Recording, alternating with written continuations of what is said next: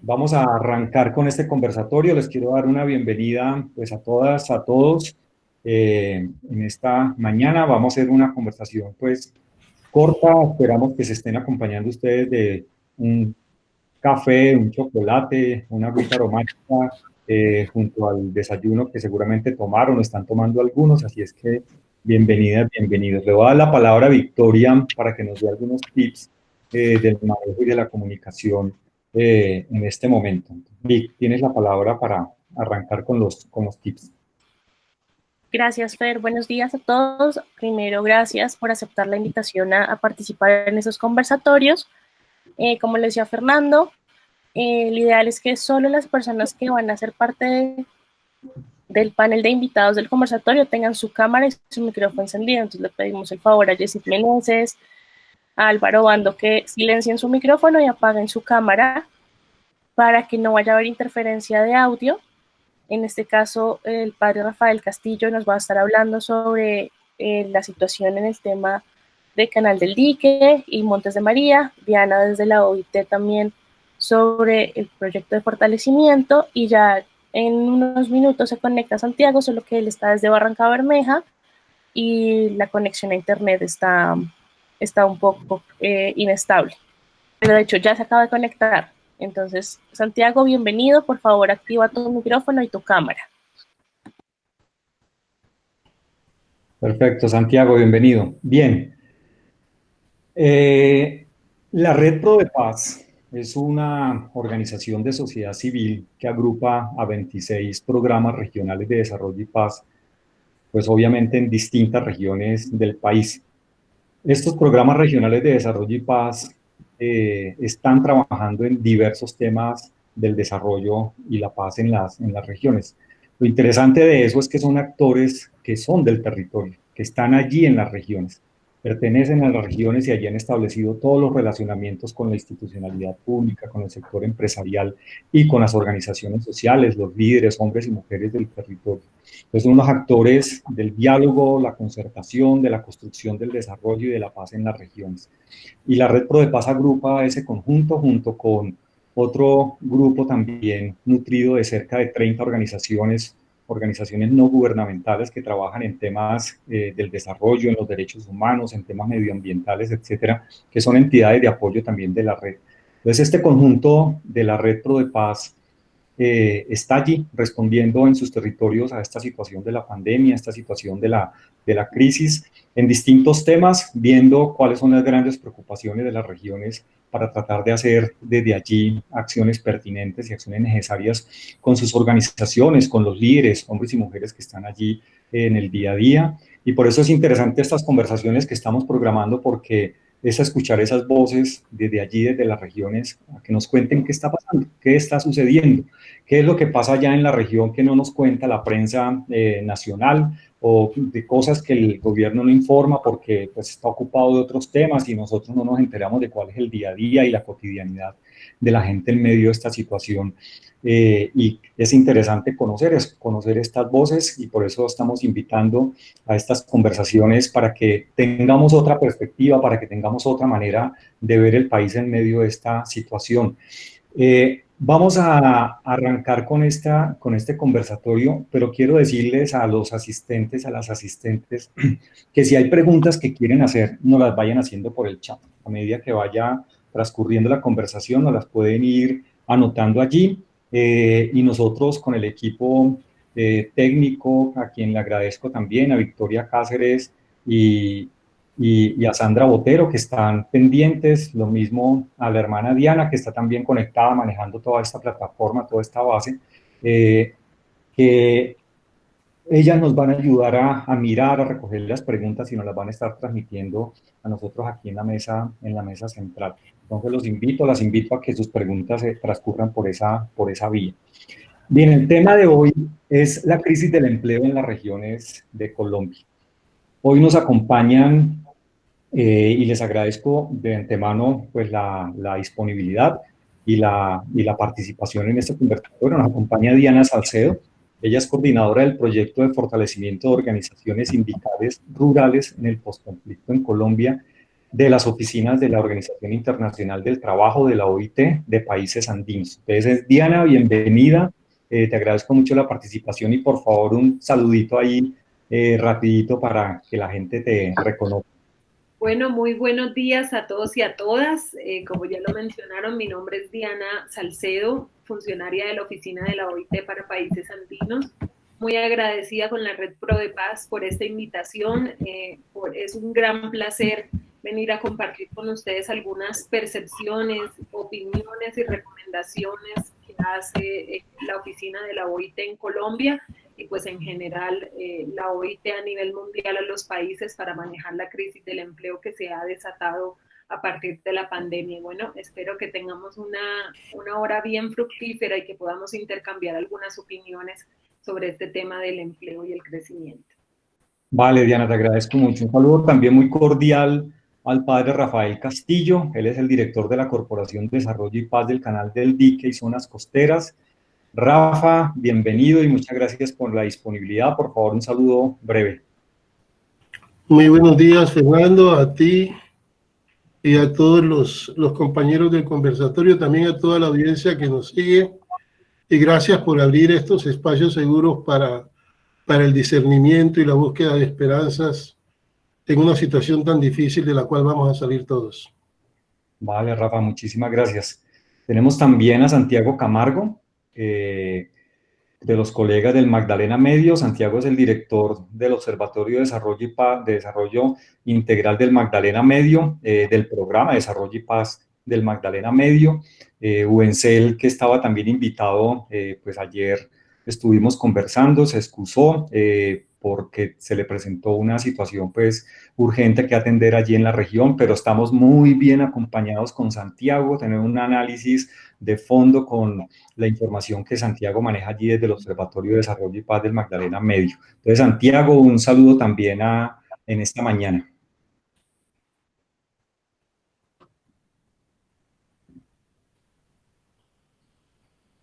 Santiago, su micrófono está desactivado.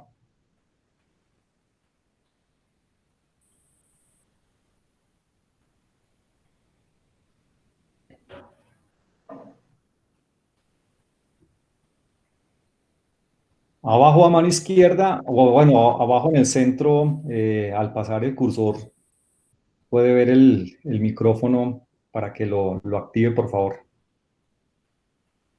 Le pedimos les vamos dando la bienvenida a personas que se van uniendo al conversatorio por esta plataforma del Meet, pero también a otras personas que se van uniendo también por el Facebook, por la plataforma del Armadillo, de la Red Pro de Paz.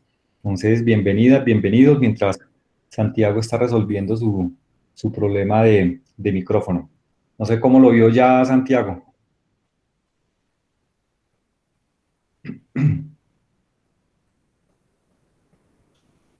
Vale, ahí vamos por el interno a resolver esto con Santiago. Victoria, por favor, nos ayudas, pero vamos a avanzar. Este conversatorio lo hemos pensado en este tema, como les estaba diciendo, de la crisis del empleo en las regiones de Colombia. Ustedes saben que el tema del empleo, el tema del trabajo, es un derecho y ha sido una de las demandas históricas y de fondo de los sectores sociales. Siempre hemos visto las manifestaciones en la calle durante años y años, incluso siglos, de la demanda del trabajo, de la demanda del empleo. Y creo que en medio de esta situación, en esta crisis desatada por la pandemia del coronavirus, pues se ha puesto en evidencia todos los vacíos del sistema capitalista y el modo como este está estructurando el sistema laboral. Y aquí surgen muchas preguntas para este sistema económico, para que podamos ver cómo se puede resolver, cómo se pueden atender esas situaciones, si se ve la fragilidad y el impacto tan grande en todas las poblaciones. No solamente estamos hablando de las clases bajas, sino también cómo esto ha impactado y cómo vemos que este sistema de inseguridad del empleo a nivel global y en el país, pues se ha puesto en evidencia en medio de esta situación. Y para eso, pues, queremos hacer este análisis, ver cuáles son esos efectos reales y concretos allí en nuestras regiones del país, pero también con Diana, que nos puede ayudar, Diana Salcedo, que nos puede ayudar a tener esa perspectiva, a mirar cómo va esa discusión, qué está sucediendo con este tema, qué se está hablando, qué se está planteando en el país. En estos días escuchamos en las noticias que incluso se están pensando una reforma laboral, ver si eso va avanzando, si no va avanzando, que se están proponiendo la disminución de los salarios, por lo menos aplazar las primas, aplazar las cesantías. Hay una discusión muy amplia sobre esta situación del empleo que obviamente es muy preocupante para todos los niveles sociales. Creo que no es solamente de unos sectores, sino es una pregunta y una preocupación para todos. Pero lo que más nos preocupa a nosotros efectivamente es la gente y nuestra gente en los territorios, nuestra gente en las regiones, y no solamente la gente vinculada de manera formal al empleo, sino también muchísimas personas, hombres, mujeres, familias, que viven también de la informalidad, y el impacto sobre ellos también es muy grande. Entonces, para el día de hoy tenemos algo muy particular con estos dos programas regionales de desarrollo y paz que hemos invitado. Uno en el Magdalena Medio. Ustedes saben que el Magdalena Medio, Barranca Bermeja, es uno de los centros petroleros más importantes del país, y pues a ellos se les juntó un poco la crisis de la pandemia y se les juntó también la crisis del petróleo, que todos hemos escuchado, el bajón del precio del petróleo a nivel global, y pues por supuesto el impacto es muy grande en una región como el Magdalena Medio, Barranca Bermeja, y otras zonas en otras regiones petroleras del país. Hoy nos vamos a concentrar con la participación del Magdalena Medio pues en esta área. Pero también en paralelo mirar qué es lo que está sucediendo en un sector tan activo en Colombia como es el sector turismo. Cartagena y sus zonas aledañas pues son por excelencia una zona turística del país, y vemos también cómo este es un sector pues que está bastante afectado pues por esta situación de la pandemia, y pues mucha gente que vivía del turismo de la manera formal, pero también de mucha informalidad, como hemos dicho, viviendo el turismo en el país. Y para eso la presencia del padre Rafa y con todo este conocimiento que él tiene de cómo se está viviendo esta situación y muchas otras situaciones en torno al tema de empleo allí en la región.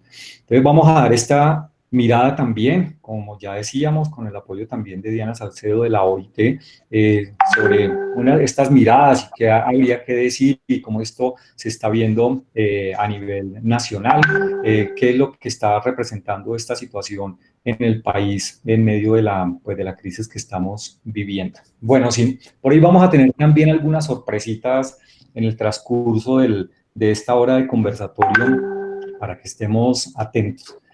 Tengo dos grupos de preguntas y con esto ya quiero arrancar y darle la palabra a los participantes. Antes quiero constatar que Santiago Camargo está online, que está conectadísimo y que está ya con sus temas resueltos antes de arrancar la primera ronda de preguntas. Mientras tanto, le vamos a pedir a las personas que no son las principales del panel, los invitados, que por favor silencien sus micrófonos y apaguen sus cámaras si todavía alguien por ahí con un micrófono encendido, esto para evitar pues interferencias y demás. Lo mismo las personas que están con las cámaras encendidas, que no sean las tres personas invitadas del panel, les vamos a pedir por favor que las apaguen. Esto con un propósito, y es que tengamos como en el primer plano las imágenes, las cámaras de los tres invitados principales, y pues yo también voy a estar ahí conectado. A propósito me voy a presentar, mi nombre es Fernando Sarmiento, yo soy el coordinador nacional de la Red Pro de Paz, y con el equipo de la Coordinación Nacional pues hemos programado esta serie de conversatorios, así es que es un gusto para mí estar aquí moderando, coordinando estos conversatorios y hablando con los directores de los PDPs y con colegas, amigos de la red que están conectados. Entonces, no sé si Santiago ya está por allí en el entorno. Y Yesid, por favor, si nos ayuda con el micrófono, silenciándolo, por favor.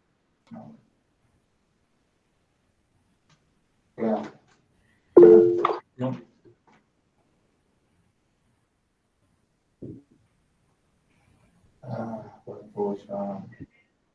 Bueno, vamos a ver si conectamos a Santiago por otra vía, porque estamos teniendo muchos problemas de conexión. ¿Mira? Listo, listo. ¿Cómo? No.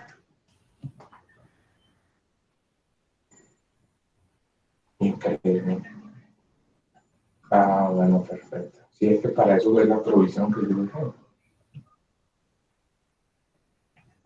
Espera que me está llamando Fernando Samuel. Espera un momentito, espera un momentito. Ya no me acuerdo. Hola, buen día. La persona que está compartiendo pantalla, por favor, dale dejar de compartir, porque... Y también, darles compartimos. Jessy, por favor, ¿podrías mutear tu micrófono? Gracias. Ya. Vic, ¿nos cuentas qué pasó con Santiago si no lo conectamos por el teléfono, por favor? Se está intentando conectar porque la señal estaba un poco inestable en Barranca Bermeja, Fer. Vale, y si no lo conectamos en el teléfono y lo tenemos en cuando sea en la, pues con la voz. ¿Listo? Bien, bueno, vamos a empezar. Yo quiero invitar a, pues a Diana, al padre Rafa, a Santiago ahora que podamos resolver el tema. Es preguntarles, tengo dos grupos de preguntas. Vamos a arrancar pues con, obviamente, el primero. Y esto es que nos cuenten cómo se está viviendo la situación del empleo en medio de la actual crisis. ¿Cuál es el panorama nacional que tenemos y cómo se está viendo ese panorama en las regiones? ¿Cómo se vive el panorama en las regiones? ¿Qué está pasando con los trabajadores formales e informales en las zonas turísticas como Cartagena? ¿Qué está sucediendo allí con este tema? El impacto de las situaciones críticas de la pandemia y la crisis del petróleo en Barranca y el Magdalena Medio. Ojalá podamos resolver con Santiago este tema que es bien importante, bien interesante. ¿Cuáles son las preocupaciones de fondo que se han puesto sobre la mesa en las reflexiones en las organizaciones? Diana, tanto para ti en la OIT, pero también en estos dos programas regionales de desarrollo y paz, que nos cuenten sobre eso. Yo quisiera darle primero la palabra a Diana Salcedo, para que nos des una mirada un poquito general, global sobre este tema. Las intervenciones les voy a pedir son muy breves. Vamos a animar más una conversación, luego podemos ir y venir sobre los puntos que queramos poner, pero te voy a pedir entonces que nos des como una entrada, digamos, de cuáles son estas reflexiones que se están haciendo sobre el tema y luego vamos a mirar en territorio cómo se están leyendo estos puntos. Entonces, Diana, tienes porfa la palabra. Bueno, nuevamente muy buenos días a todos los que se han conectado. He visto ya a varios amigos y amigas por allí, entonces voy a tratar de responder esta pregunta muy brevemente. Buenas. Dando un panorama. Buenos días. De lo que está pasando. Muy buenos días a quien está por ahí saludando. Entonces, ¿cómo están? Comentar primero que la OIT ¿Cómo ha les ha hecho ido? unas estimaciones. No oigo. Saludos, Mildred, saludos, Mildred. Saludos. Llegó Mildred Cartagena. No, pues dale. Entonces empieza tú, Mildred.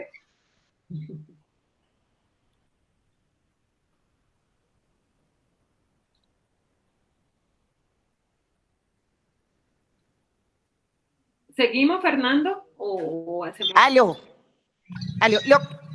Listo, ahí me están oyendo. Ven a arreglar esto, José Antonio. ¿Cómo están? Muy buenos días a todos. Buenos días, Buenos Mildred. días.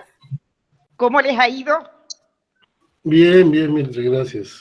Me alegra muchísimo, me alegra muchísimo.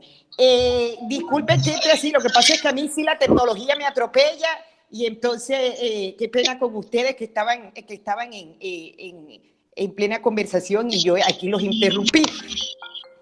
Regáleme un segundo, ahora me está entrando una llamada, carajo. Aló. Ajá, Hidalgo, ¿cómo estás? Estoy aquí en una reunioncita, mija. Sí, no, yo sé que yo aquí no hay que salir, yo sé, pero esa es la lucha que yo tengo diaria con José Antonio, muchacha. Le digo, José, no quiero que te asomes ni a la puerta, pero quiere estar en la calle y no sé, inventar cualquier cosa para salir. No, y Julio Alfredo ni se diga, porque me tiene aburrida con el tema que tienen tareas en internet, en el chocoro que tienen clases, y entonces se queda dormido frente al computador. Cuando doy la vuelta, ahí está Julio Alfredo durmiendo. Imagínate tú. No, ¿y sabes qué es lo peor? Que a mí me tiene bastante preocupada que Carolina le está pasando mal, mija. Carolina le está pasando mal.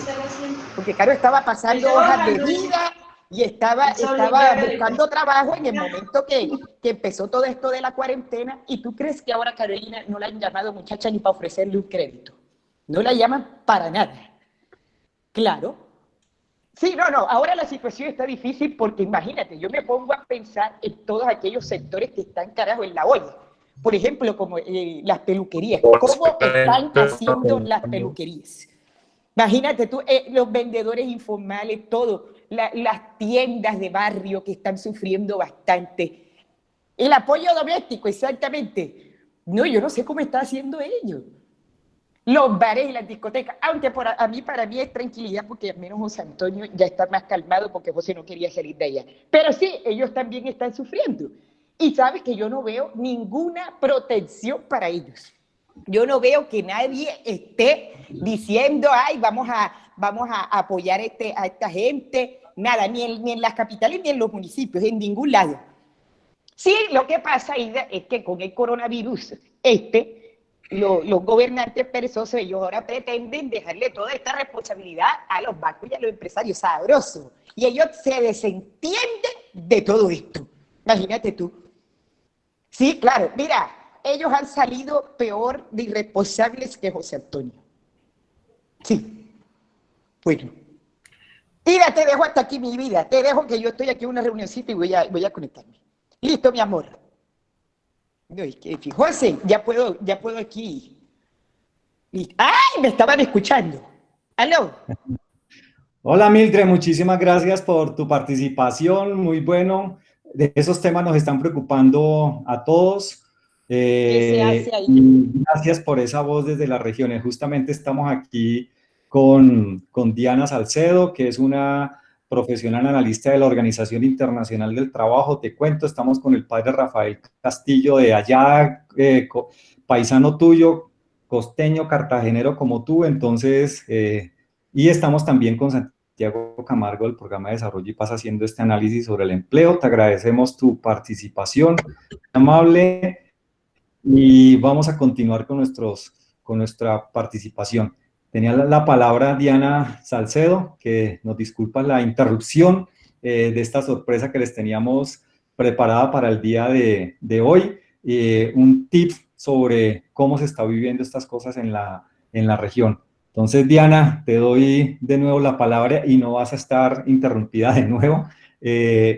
Y que nos cuentes entonces cómo está esta panorámica para ir avanzando y entrando al tema. Muchas gracias.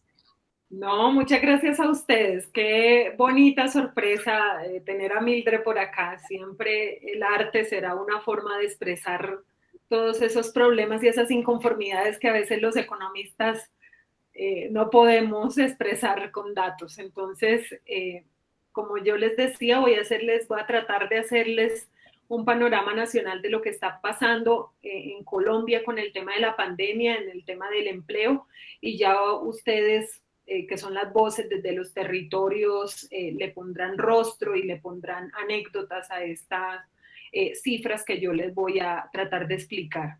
Entonces, lo primero, comenzar por decir que la OIT ha calculado que va a haber una crisis mundial del empleo.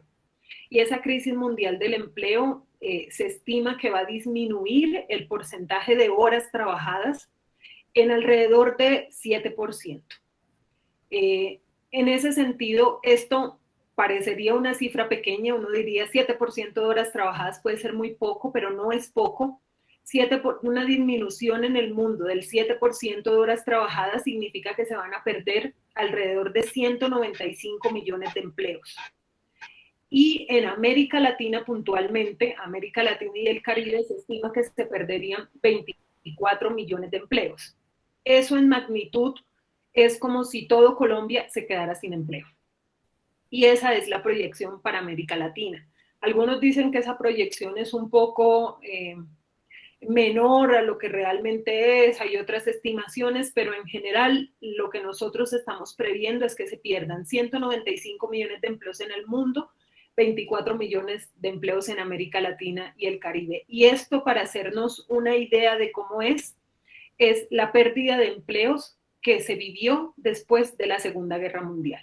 Entonces, lo que estamos viviendo en este momento en términos de empleo es muy cercano a lo que vivimos en ese momento en la Segunda Guerra Mundial y mucho más que lo que vivimos en la última crisis, que fue la crisis de 2008. Entonces, eso es lo que está pasando en el mundo. ¿Qué está pasando en Colombia? Miren, hace poco salieron las últimas cifras del Departamento Administrativo Nacional de Estadística para el mes de marzo. Es decir, que esas cifras reflejan 2 semanas de pandemia.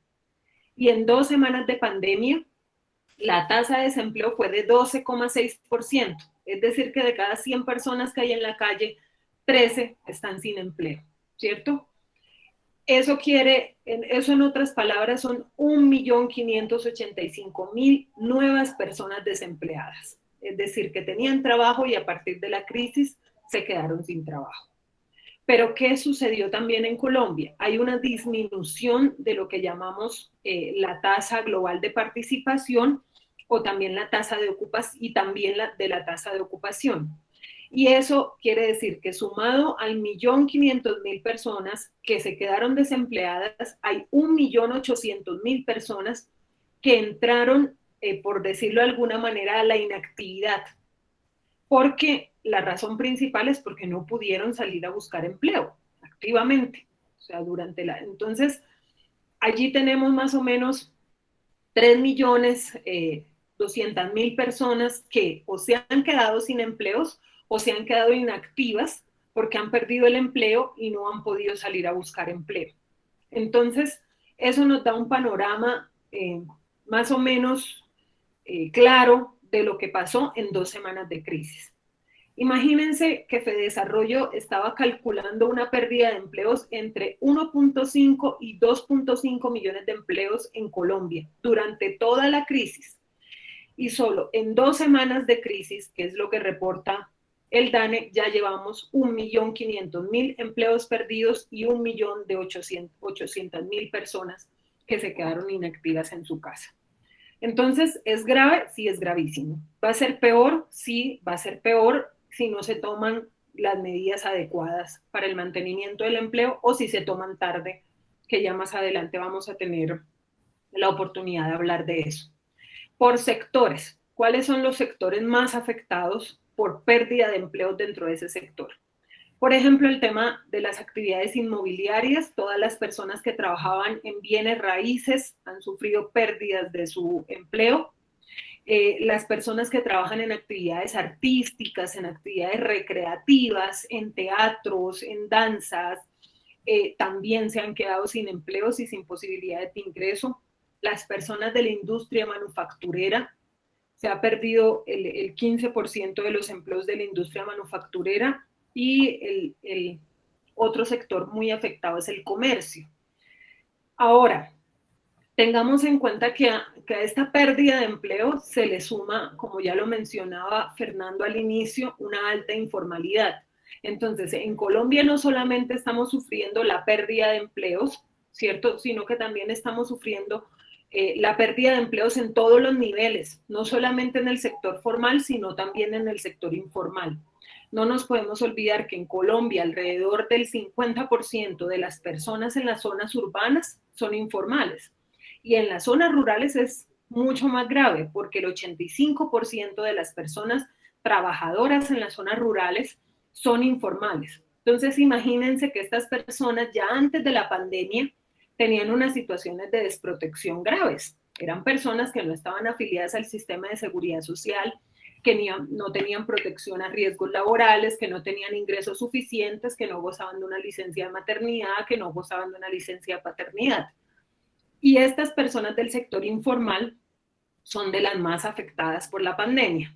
La ANDI la semana pasada sacó un índice de riesgo de pérdida de empleo. Y imagínense que el 44% de la población colombiana está en riesgo alto de perder su empleo.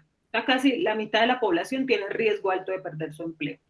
pero es diferente en el sector formal que en el sector informal. En el sector formal, 1 de cada 10 personas tiene riesgo alto de perder el empleo, mientras en el sector informal, 7 de cada 10 personas están en riesgo alto de perder su empleo. Entonces, panorama de la crisis. Hay pérdida de empleos, un gran número de personas que se han quedado desempleadas en 2 semanas de crisis, 1.500.000 personas. 1.800.000 personas han pasado a ser inactivas, es decir, se quedaron desempleadas, pero tampoco pudieron salir a buscar empleo, ¿cierto? Entonces allí tenemos más o menos de 3.300.000 puestos de trabajo.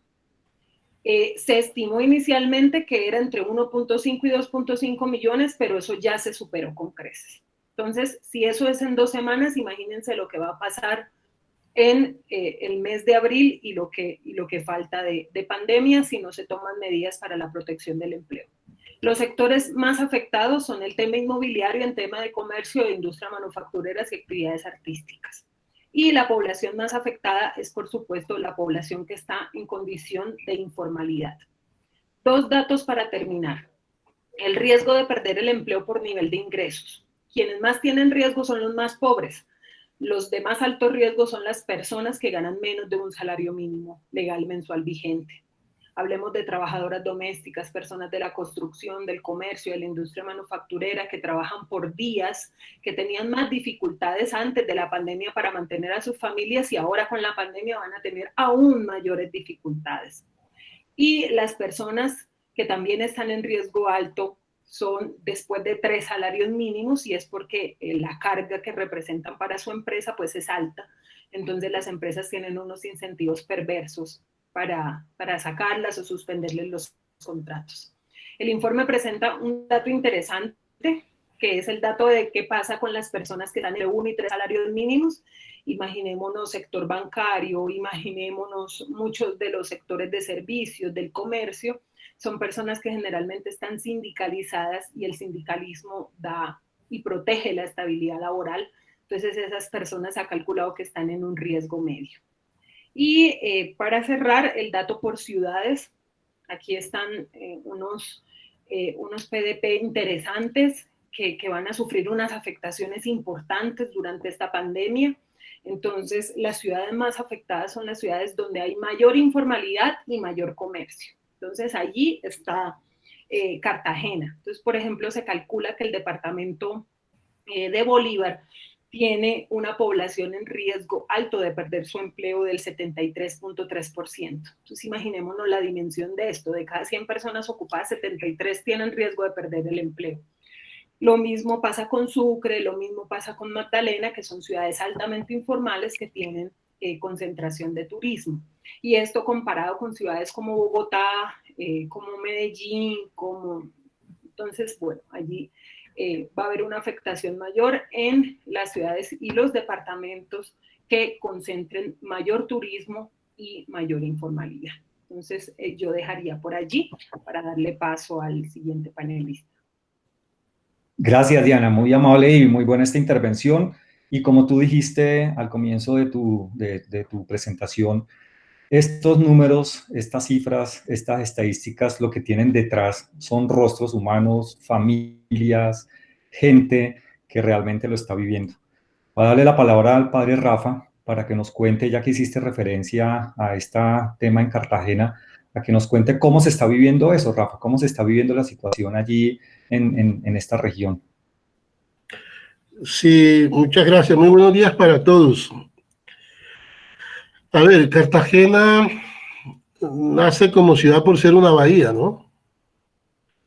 Y eso le da un enclave comercial y una relación directa con el país a través del Canal del Dique. Es una ciudad turística, portuaria, pesquera, marítima, de una actividad comercial permanente donde la industria del turismo es una de sus grandes fortalezas. Aquí nos ha impactado fuertemente esta pandemia del COVID-19. En este momento en la ciudad, según los datos recientes que nos da el DADIS, tenemos 689 infectados. y 47 fallecidos. En comparación con las ciudades que tienen más de 1 millón de habitantes, la situación de Cartagena es calamitosa, sumado a ella la falta de disciplina social, la informalidad que hay en la ciudad y que realmente por los niveles de pobreza, de exclusión, de miseria y de marginalidad, esta es una ciudad que se mueve entre el miedo a la pandemia y el anhelo de no morirse de hambre, ¿no? Es una coyuntura bastante difícil para las personas. A ver, yo creo que las estadísticas ciertamente cancelan las opiniones, pero no pueden quitarle la tragedia, el rostro humano que tiene la tragedia. Yo recientemente leía la semana pasada un editorial de Le Monde Diplomatique y leía el editorial que hacía Ignacio Ramonet y él hablaba de que esta pandemia, este hecho del coronavirus, él lo definía como un hecho social total, le daba ese carácter. Y eso significa que cuando hablamos de la vida, que es lo más importante, entonces las condiciones, las relaciones, el nivel y aún los medios de vida nos cambiaron. Todo se alteró. Y si hablamos de un hecho social total, entonces estamos diciendo que a futuro, pensando cómo se ordenan las esperanzas, necesariamente tendremos que desmontar las certezas, instalar las preocupaciones y la indignación comunitaria que hay en la calle y movilizar la creatividad, que es algo muy propio de los programas de desarrollo y paz, los programas de desarrollo y paz y de la sociedad civil organizada. Miren, escuchando a Diana, yo siento que aquí en Cartagena lo que nosotros percibimos es que hay un notable desmejoramiento del nivel de vida. El sector formal como el informal en sus relaciones laborales se encuentra en un estado de precariedad enorme, total. El clima es de gente cabizbaja. Y ojalá estos conversatorios ayuden a levantar la cabeza, porque se trata de dar esperanzas en tiempos difíciles. Yo creo que no es suficiente con que se le metan subsidios a la nómina, con dar ayudas a las familias, sobre todo que aquí en Cartagena el mototaxismo, la venta de chance, la venta de minutos, los vendedores ambulantes, el sector informal del turismo que es grandísimo, nuestra mayorista de Basurto, los mismos migrantes venezolanos que han llegado y que no son pocos en Cartagena, pasan de 35.000. Son gente que sobrevive en condiciones anormales. Y la situación no está fácil. Nosotros consideramos que en medio de todo lo que hay que hacer, es urgente reactivar los medios de vida, empezando por los que menos tienen y más sufren, procurando generar aquellas condiciones que les permitan a ellos tomar con las dos manos las riendas de su vida. Miren, yo voy a poner un caso muy concreto, porque aquí en la agenda pública de la ciudad, hoy, desde hace unos 3 días, el tema del empleo viene caliente y ustedes me han pedido a mí que me refiera de manera muy puntual al tema del turismo. Miren, al interior de la Corporación de Desarrollo y Paz del Canal del Dique y la zona costera, los gremios tanto de FENALCO como de la Cámara de Comercio son partes de la corporación. Y ellos han considerado que en esta coyuntura que estamos viviendo y la manera como ha sido impactado el turismo, es claro que un sector que aporta a la disminución del empleo, un sector que ha impulsado a Cartagena como destino a nivel de América Latina y a nivel mundial, y un sector que activa la economía local más allá, si las vinculaciones son formales o informales, necesita una mayor atención.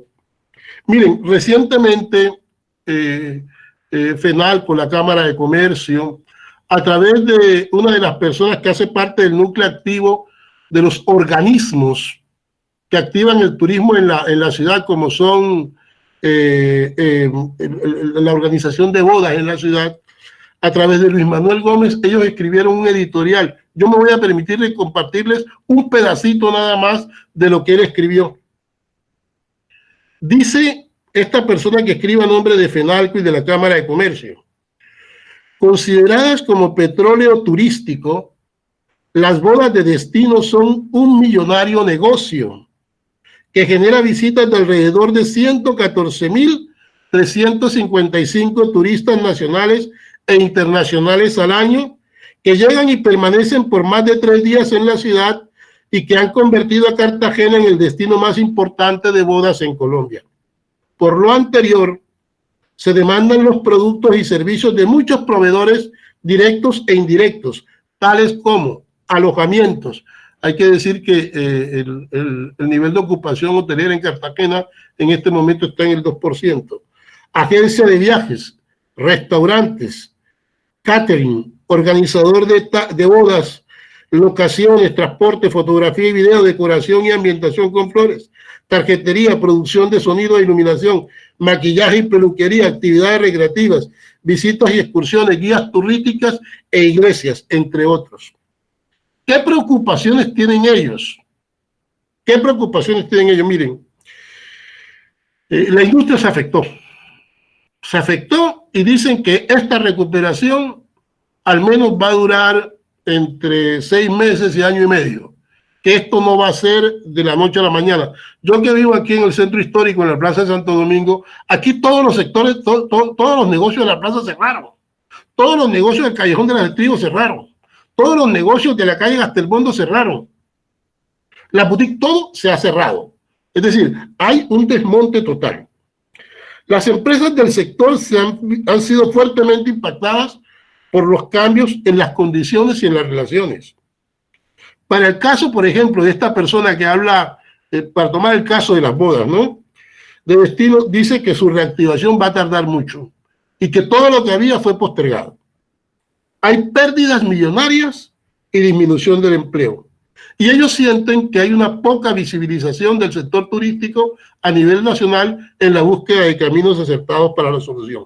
¿Qué están proponiendo ellos? ¿Cuál es como la esperanza que ellos ven? Miren, yo he encontrado dos experiencias. La primera es que a través de Fontour se ha pensado dar una ayuda a los guías turísticos que estén formalizados. A los que estén formalizados. Y esa ayuda es por 3 meses y es una ayuda mensual de 585.000 pesos. Es una ayuda. Yo no creo que vaya a resolverlo todo. Yo pienso, por ejemplo, en la gente que vende las artesanías. Pienso en las palenqueras. Pienso en la gente que vende sus sombreros, y que con eso se conseguía el pan diario y ponía ese pan en la mesa de su casa. Igualmente, algunos representantes y senadores se reunieron con el sector turístico y están pidiendo un COMPES para el sector turístico, a ver si hay una política más fuerte que realmente pueda rescatar al sector. Por otra parte, en la parte desde un enfoque de ciudad-región, nosotros vemos cómo, a pesar de que en Cartagena se viven estas situaciones difíciles, no fáciles de responder, y yo lo entiendo, uno ve que en las ruralidades hay como caminos acertados de esperanza.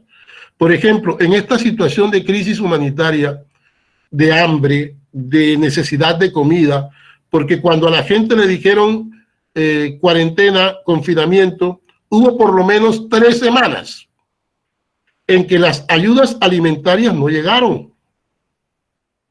Y la gente que vivía de su plantecito diario, del rebusque, lo que llamamos nosotros su capital semilla, se lo comió. Se lo comió porque tenía que sobrevivir. Recuerden que es una economía de supervivencia. Y entonces esta gente quedó en la olla, físicamente en la olla. Y allí, mientras llegaron las ayudas y demás, apareció ese gesto solidario del campesinado montemariano, de la experiencia de reconciliación de la alta montaña. Ellos lo miran como un signo de reconciliación y de paz. Y ellos dijeron, pues nosotros tenemos comida. Y el milagro aquí no es traer a Jesús para que multiplique los panes, sino procurar que los panes que hay alcancen para todos. Que a nadie le falte porque a ninguno le sobra y que ojalá nadie se coma más platos de los que le toca. Entonces, la experiencia del PDP de Montes de María fue mostrarnos que se puede hacer un puente entre la carencia y la abundancia, y colocaron 35 toneladas de alimentos unidos, eso sí, con la gobernación, con la Armada, con las organizaciones de la sociedad civil, y el Banco de Alimentos de la Arquidiócesis de Cartagena. Creo que son signos de esperanza que hay que ir dando en medio de todo esto, pero nosotros sí creemos que para tiempos difíciles, propuestas de fondo. Y creemos que tenemos que ser capaces de una genialidad nueva para buscar la reactivación de los medios de vida, porque la gente sola es resiliente y es capaz de avanzar ordenando sus esperanzas. Gracias.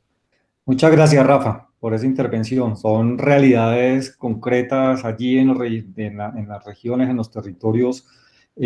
Como usted decía, Diana también lo reafirmaba, son los rostros humanos detrás de toda esta situación, gente que realmente está pasando pues hambre y que está pasando la situación difícil. Vamos a ver cómo nos va con Santiago. Esta mañana amaneció borrasca en Barrancabermeja. Son las cosas que pasan en nuestras regiones, y pues una borrasca de esa, pues tienen líos todos los temas de conexión allí en toda la región.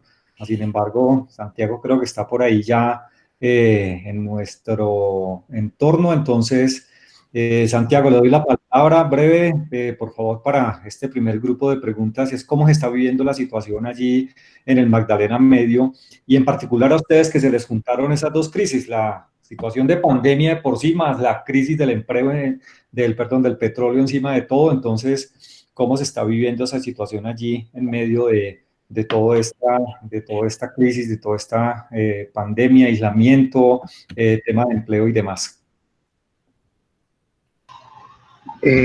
Buenos días, Fernando, y buenos días a todos.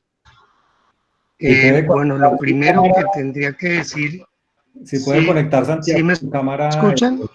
Sí, lo estamos escuchando perfectamente. Lo estoy invitando a que conecte su cámara y pedirles a los demás. Es que si conecto la cámara, me Perfecto, quedo sin sonido. Así.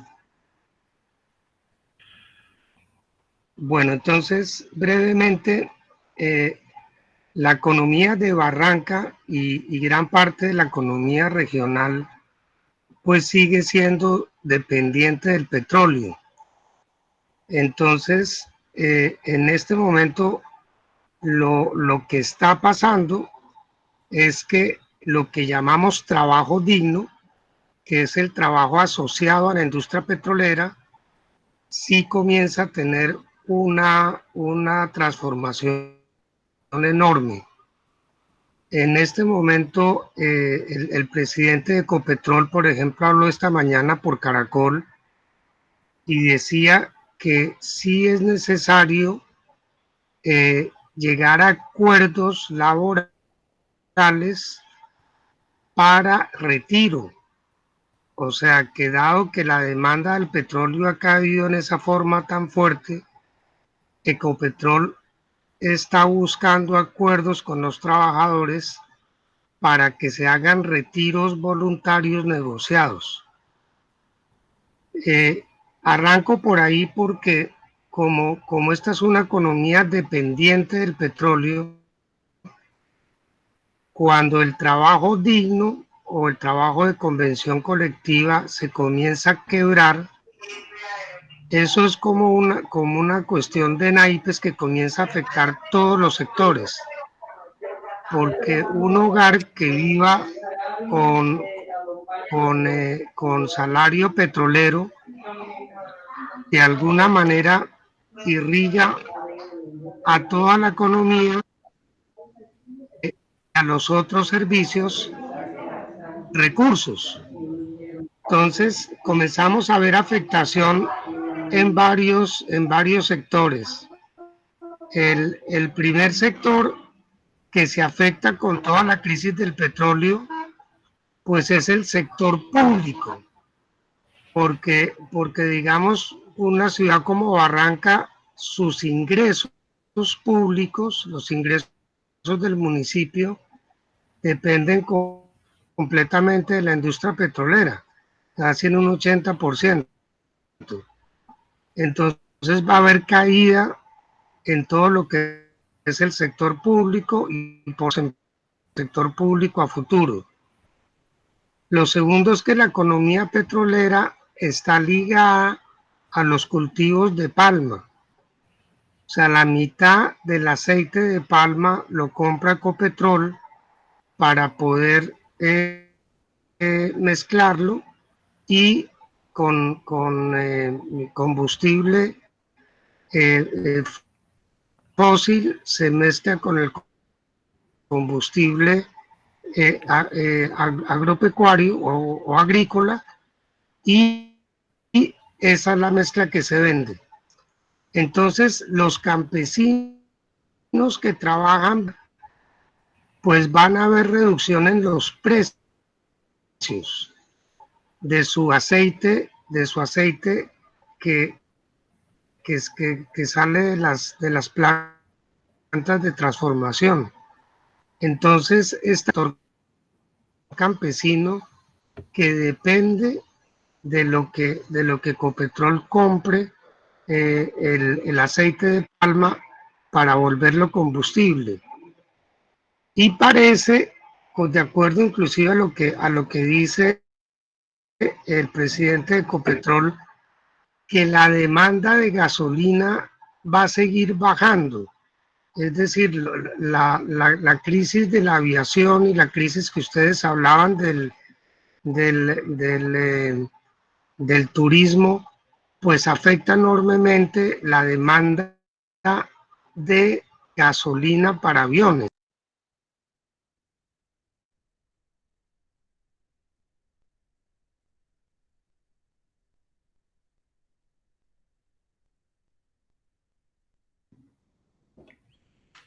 Bueno, parece que el tema de la borrasca sigue allí en Barranca Bermeja complicando todo este asunto de las comunicaciones. No sé, Santiago, creo que se cayó, pero nos está dejando ahí un panorama bien, pues es un encadenamiento de todos estos sectores de la economía y vemos como un tema, como nos estaba diciendo Santiago, que es el petróleo, afecta también toda la producción de lo que se está haciendo de biocombustible para la mezcla. Y obviamente eso afecta a sectores como el campesinado y demás, o sea, es una cosa de encadenamiento, como lo que nos estaba contando Rafa del tema del turismo, con todo la crisis de la aviación y demás.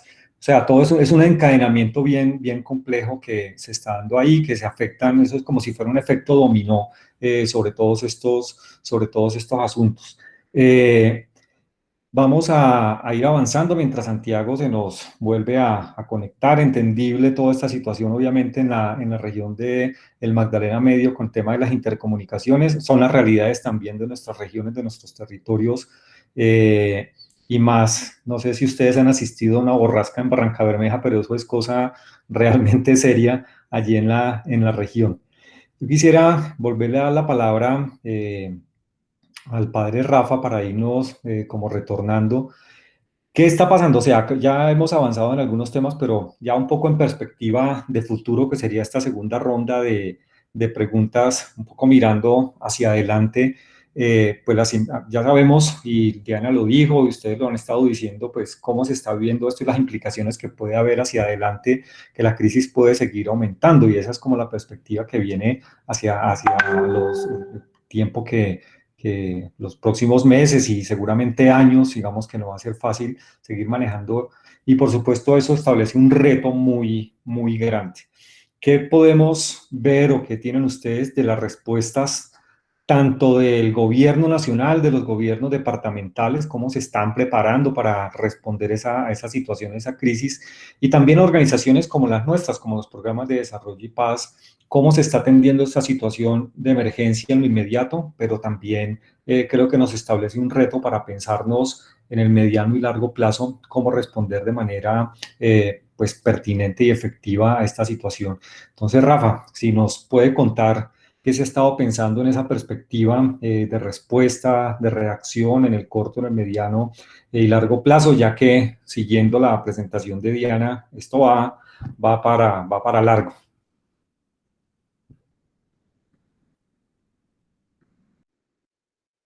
Rafa, si activa su micrófono.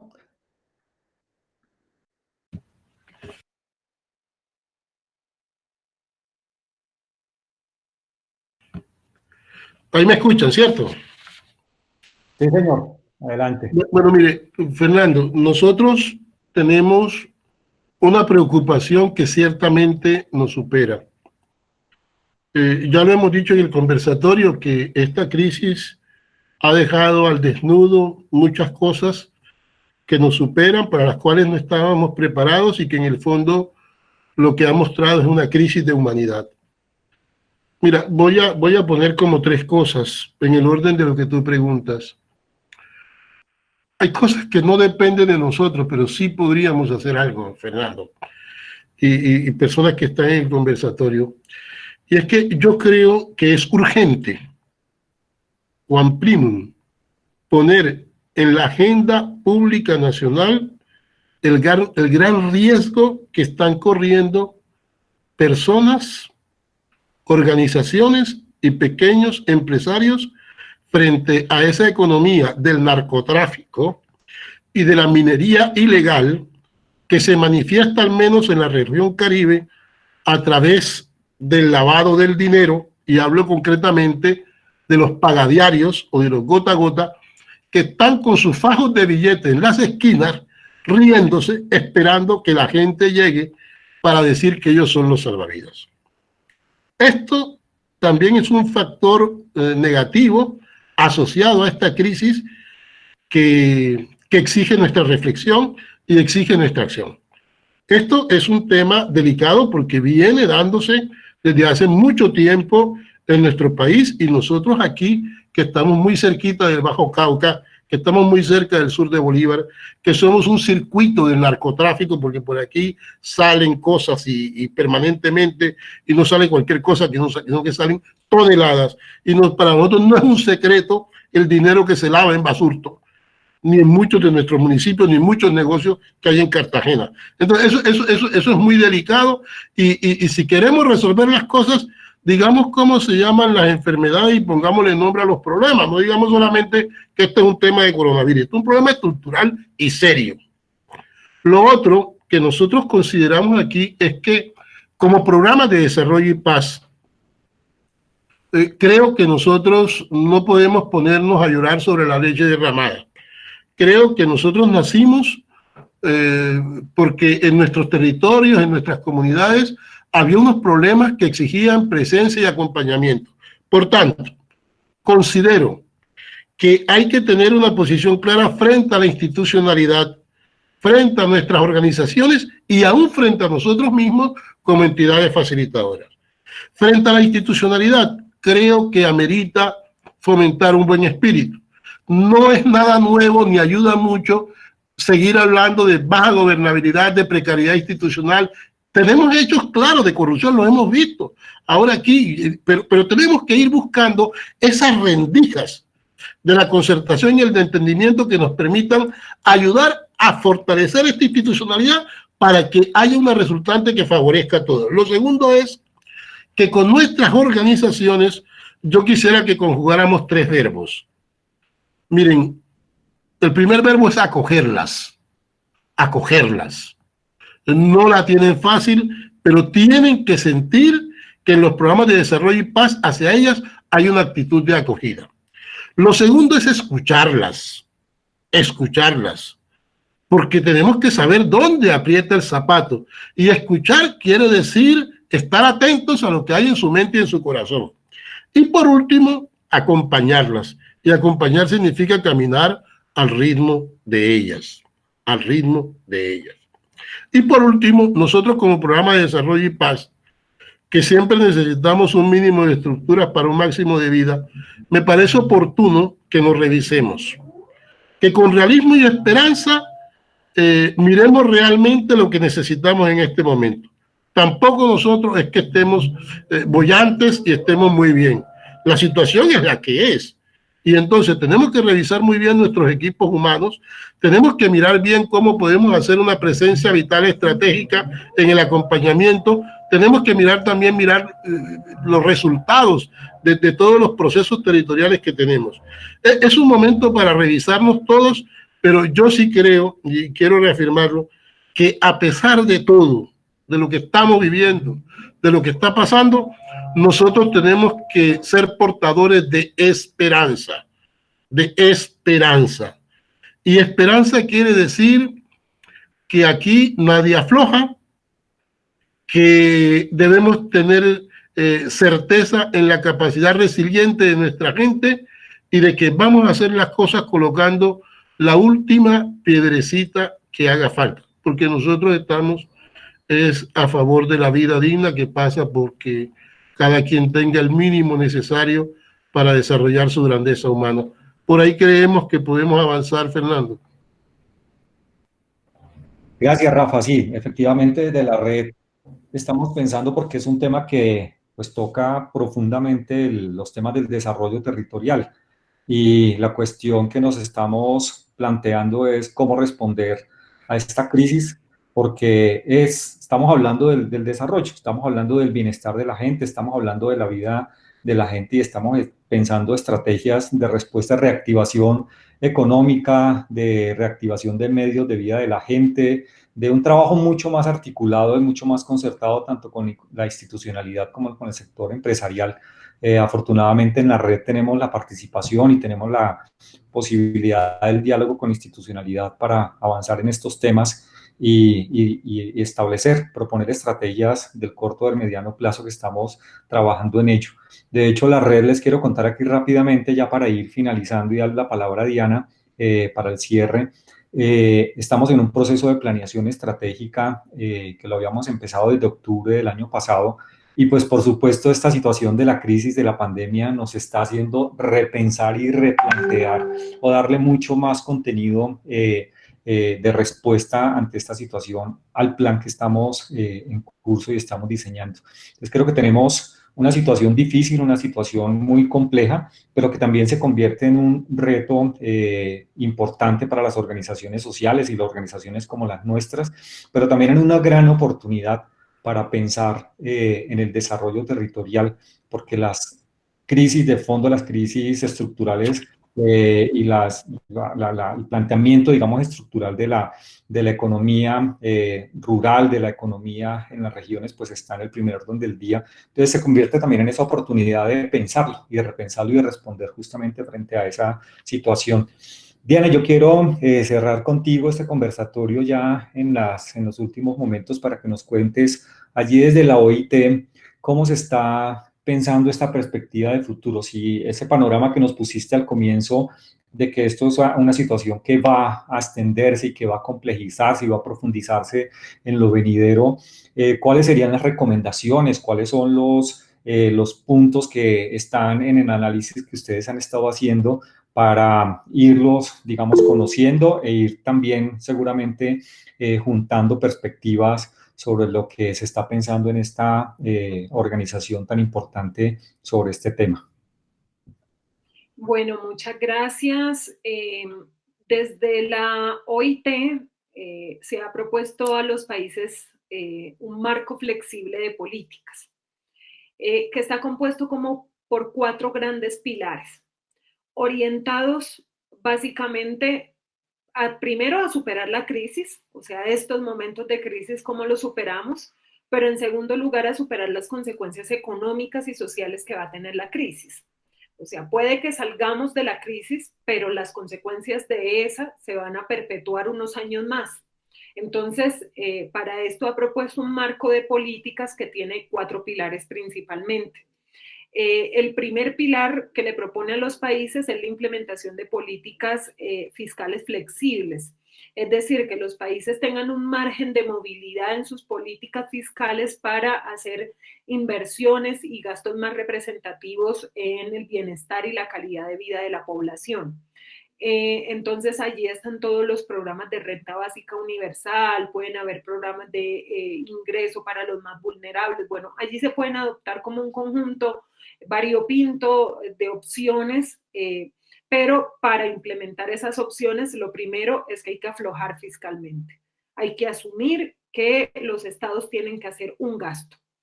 y ese gasto es el que va a permitir superar la crisis y sobre todo mitigar los impactos de la crisis en las personas más pobres. Esa es una primera grupo de propuestas que hace la Organización Internacional del Trabajo. Un segundo tema que proponemos es la protección al empleo.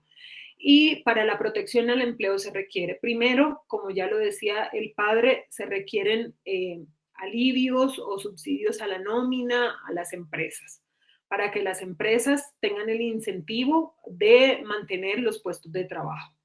Y esto debe ser una condición. Si yo apoyo a las empresas deben mantener los puestos de trabajo. Si se rompe esa condición, pues no hay protección del empleo. Porque entonces si yo apoyo a las empresas para que no pierdan, pero entonces no mantienen los puestos de trabajo, no estoy haciendo nada. El apoyo a las empresas debe ser un apoyo al empleo, un apoyo al mantenimiento de los empleos. Allí también se pueden tomar otras medidas para la protección del empleo, como la misma protección social, que es la extensión del tema de las cesantías, de seguros de desempleo, por ejemplo, que en Colombia no funciona muy bien el seguro de desempleo. El seguro de desempleo en otros países funciona para las personas más vulnerables. Aquí funciona para las personas que veníamos de contratos laborales. Es decir, nuestra vulnerabilidad no es tan alta como las personas que nunca han accedido a un empleo formal. Entonces, ahí en las políticas de protección del empleo también está la ampliación de esos subsidios al desempleo, los alivios financieros a las empresas, a las microempresas. Y bueno, en este punto yo quiero hacer énfasis en que en Colombia hay que prestar especial atención, como ya lo mencionaba el padre, en las micro y pequeñas empresas. Ellas generan el 80% del empleo del país y son en este momento tratadas igual que como si fueran una gran empresa. Entonces, si se dieron cuenta, el programa de apoyo al empleo formal es igual si tú eres una mediana y pequeña empresa o si tú eres Falabella, Crepes & Waffles o otra empresa mucho más grande. Entonces, aquí para proteger el empleo hay que prestar mucha atención a las medianas y pequeñas empresas. El tercer pilar que propone la OIT es brindar protección a los trabajadores. Hay un conjunto de trabajadores puntualmente en nuestro país, y así está pasando en todo el mundo, que está en primera línea. Y allí están los trabajadores de la salud, pero también las otras actividades que fueron exceptuadas, como por ejemplo todo el sector de plantaciones que se desarrolla precisamente en territorios rurales donde el acceso a salud es un acceso escaso, donde no hay centros de salud, donde las infraestructuras de salud están muy deterioradas, donde no se les paga al personal. Entonces es proteger a estos trabajadores, tanto a los que están en primera línea, que son los trabajadores del sistema de salud, y también a aquellos que se quedaron trabajando aún durante la pandemia, como el sector plantaciones. Ahorita acaban de declarar más excepciones, como la industria, como la construcción. Entonces hay una gran cantidad de gente en la calle.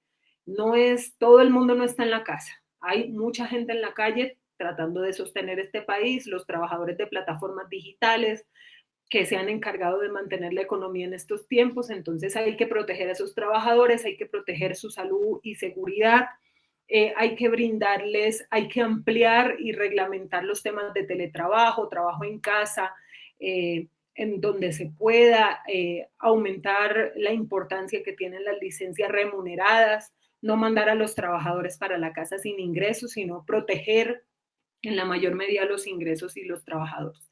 Y una última cosa que propone la OIT es el fortalecimiento del diálogo social y el tripartismo, es decir, el encuentro entre trabajadores, empleadores y gobierno.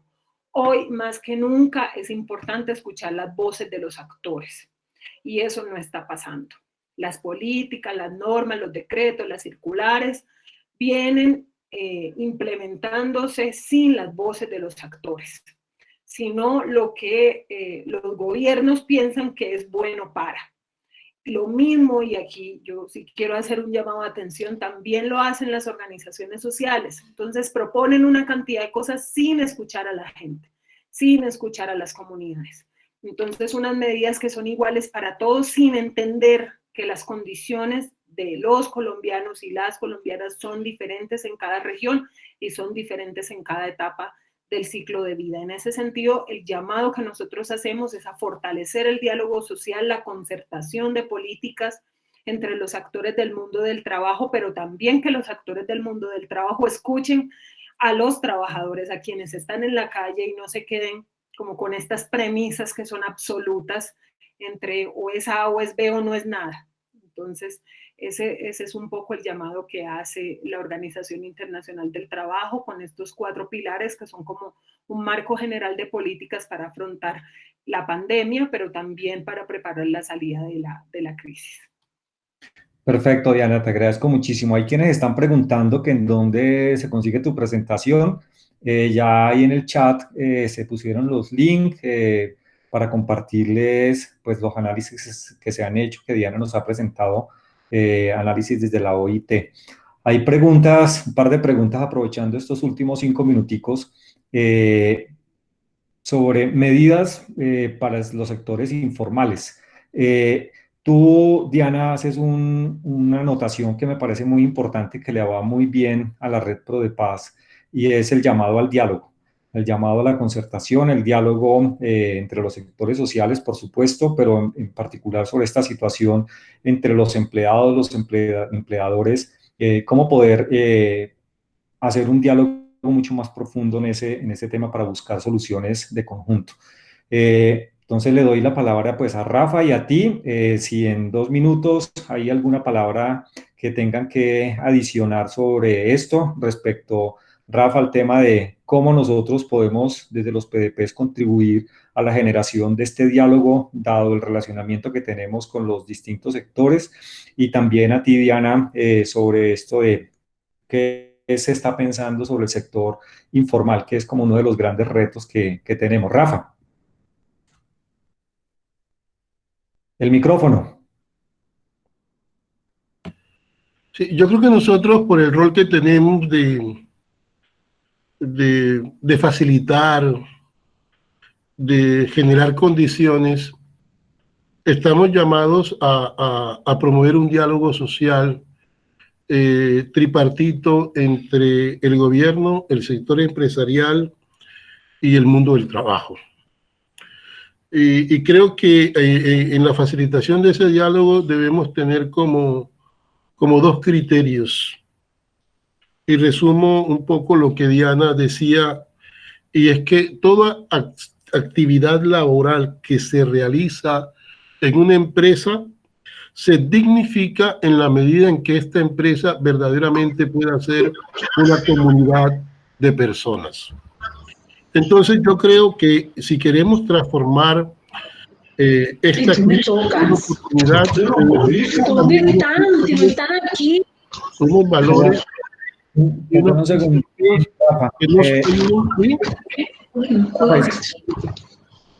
Miguel, porfa, el micrófono.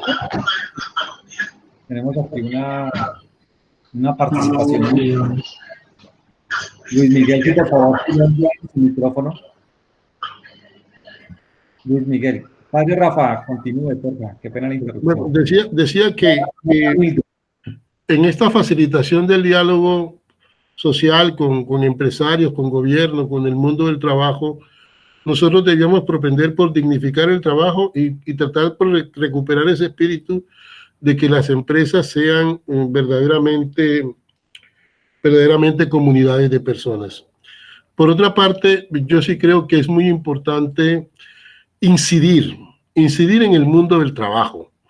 Mire, aquí no va a ser fácil,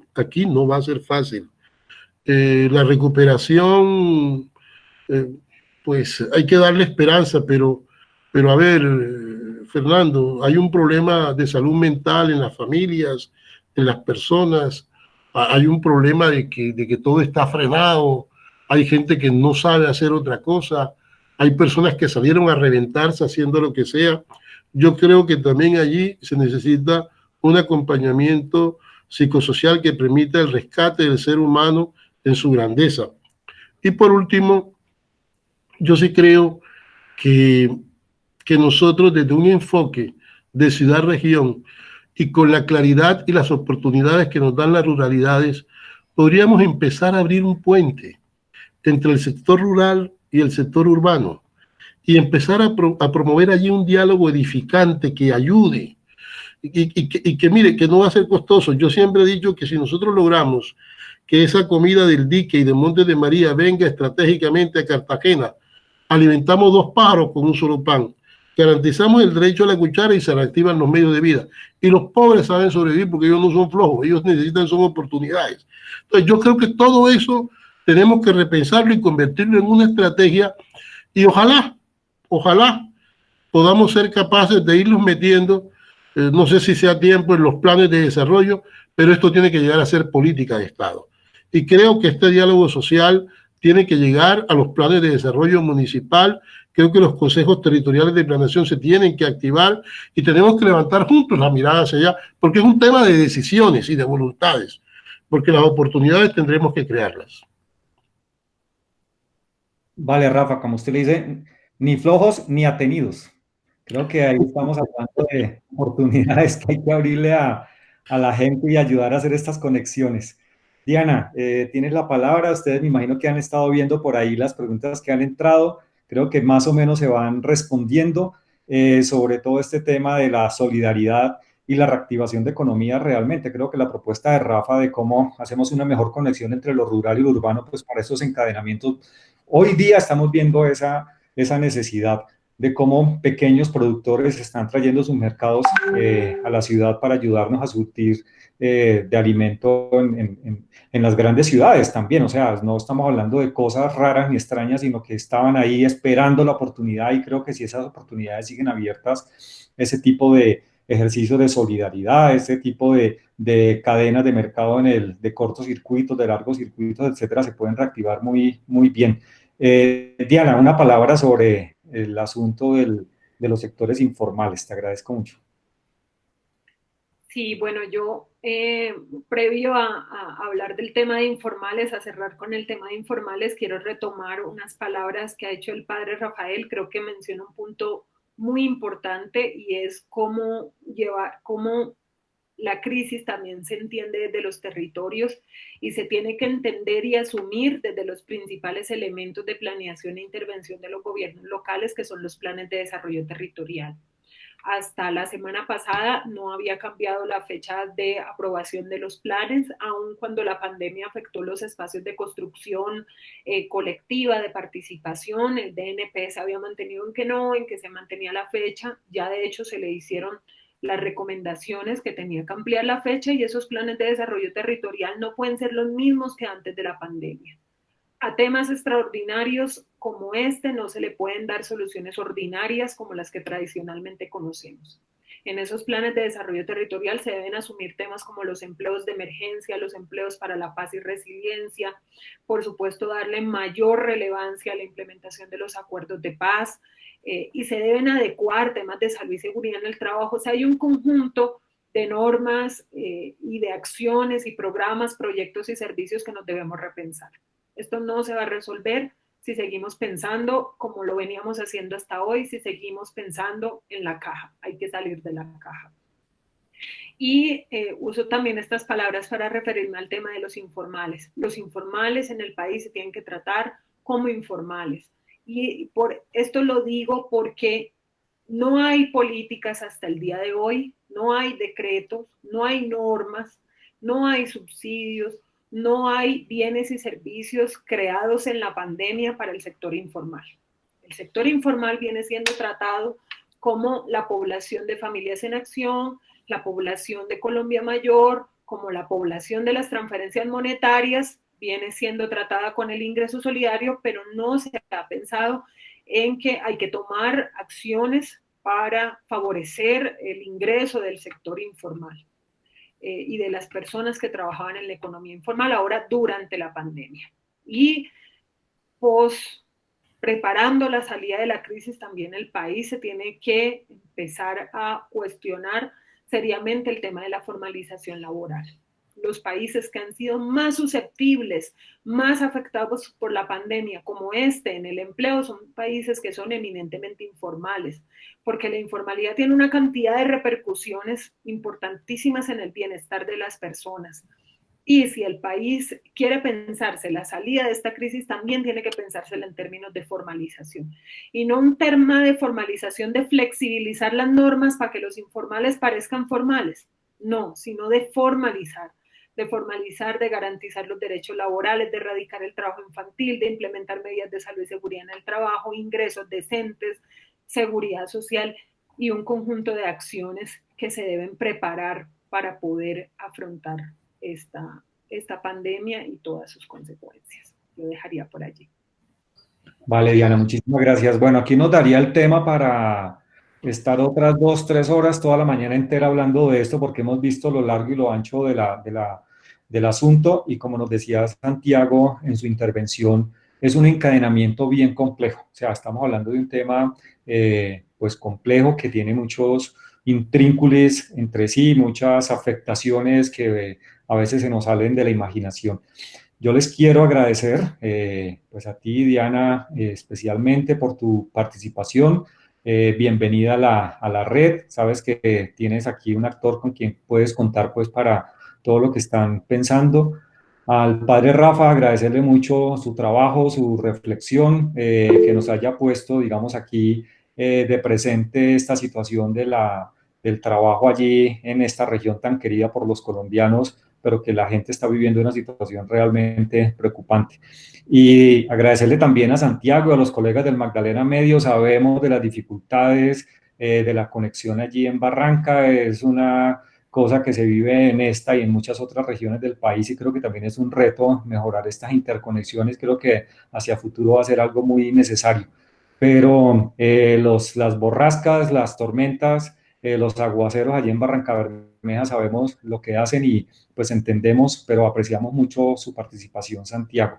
A todas y todos los participantes por haber estado atentos y haber estado conectados, muchísimas gracias también por sus preguntas. Nos veríamos dentro de 8 días a las 8 de la mañana también, que es nuestra cita de mayo, y vamos a trabajar, como les estaba anunciando al comienzo, cómo se está viviendo en las zonas rurales esta situación de aislamiento, cómo lo viven los campesinos allí en las veredas, cómo están resolviendo sus situaciones de la vida cotidiana y demás. Eso es un tema bien interesante, porque de eso poco escuchamos en las noticias, y como tener esa perspectiva con las voces de la gente de la región va a ser bien interesante. Entonces, hasta acá, un feliz día a todas y todos, y muchísimas gracias por sus aportes, y nos vemos a la próxima vez. Muchísimas gracias. Muchísimas gracias.